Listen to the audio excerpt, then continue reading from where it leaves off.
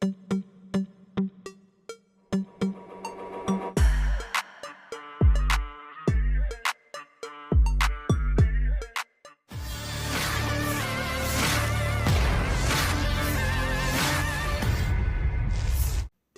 FPV milik Angkatan Bersenjata Rusia kembali dikerahkan untuk menggempur peralatan hingga tentara Ukraina.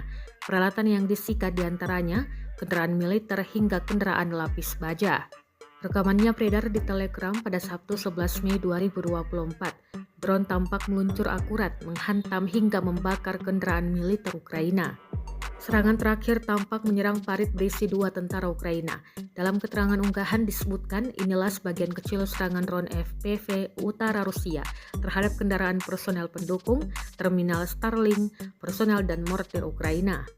Serangan FPV ini dilakukan kelompok pasukan utara di sekitaran Donetsk. Prajurit di garis depan benar-benar menerobos jalur utara hingga menghancurkan 2 awak senapan mesin Ukraina.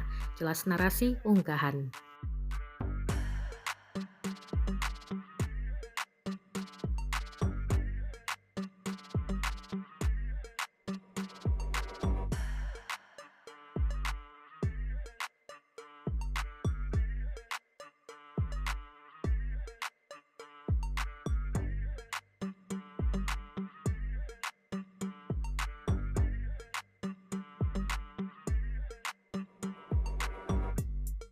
Download Tribun X sekarang, menghadirkan lokal menjadi Indonesia.